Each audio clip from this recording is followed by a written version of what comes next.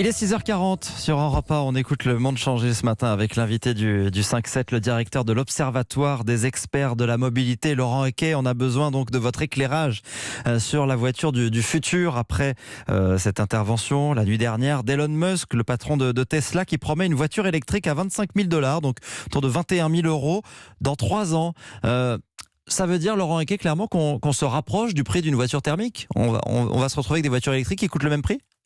C'est crédible ? Alors ça, en tout cas, il va falloir, parce qu'aujourd'hui, le véhicule électrique ne se vend pas, donc il y a bien une raison, c'est qu'il est trop cher et que son autonomie n'est pas encore à la hauteur de ce que peuvent attendre les consommateurs. Donc, Elon Musk est un excellent communicant, c'est un excellent visionnaire, et il a bien compris que la batterie, c'était l'enjeu, et peut-être qu'il est très opportuniste, en tout cas, pour essayer de positionner, de garder la suprématie de sa Tesla, mais il est clair aujourd'hui que l'enjeu pour le véhicule électrique, c'est la batterie. Alors quand vous dites véhicule du futur, c'est pas un véhicule du futur, c'est un véhicule déjà actuel, mais il est clair qu'il faut l'améliorer et que la batterie, c'est l'enjeu. Oui, parce que vous dites la batterie, c'est l'enjeu, parce que c'est grâce à des économies faites sur la batterie qu'il parvient à baisser les prix. Vous savez, la batterie, c'est 3/4 de la valeur ajoutée du véhicule électrique.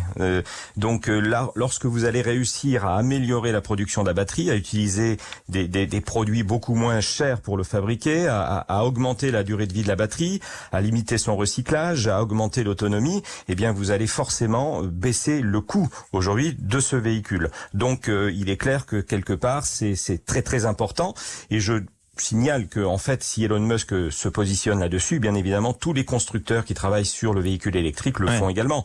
Et je voudrais souligner l'action de la PFA, la plateforme française automobile, qui a lancé d'ailleurs un axe stratégique qu'elle appelle l'électronique de puissance, parce qu'aujourd'hui, on sait que pour améliorer un véhicule électrique, il va falloir trouver 2 ou 3 prix Nobel pour améliorer la gestion de cette électronique et la gestion de la batterie, de façon à ce que nous puissions espérer avoir des véhicules qui aient véritablement de grandes autonomies. Ouais, c'est tout le défi. Elon Musk, Tesla garde beaucoup d'avance sur nous les Européens ?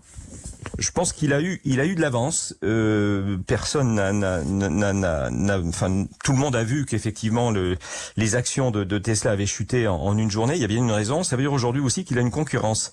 La Tesla est extrêmement chère. Elle était 100% électrique avec une grande autonomie, mais aujourd'hui les constructeurs arrivent avec des gammes qu'on appelle les PHEV, c'est-à-dire les hybrides rechargeables. Vous avez donc aujourd'hui un choix pour le consommateur d'acheter un véhicule qui est encore cher, mais qui est un véhicule électrique pour la ville et un véhicule thermique pour les grands déplacements. Faut savoir quand même que nos déplacements maximum font 50 km, 80% de nos déplacements quotidiens font moins de 50 km.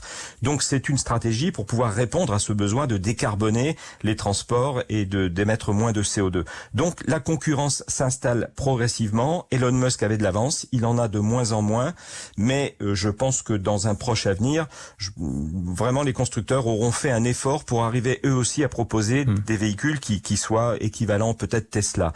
Mais en tout cas aujourd'hui, on voit bien que ce que l'on propose en véhicule électrique, c'est trop cher, avec des autonomies trop faibles, et nous ne sommes pas dans les mêmes gammes que les Tesla.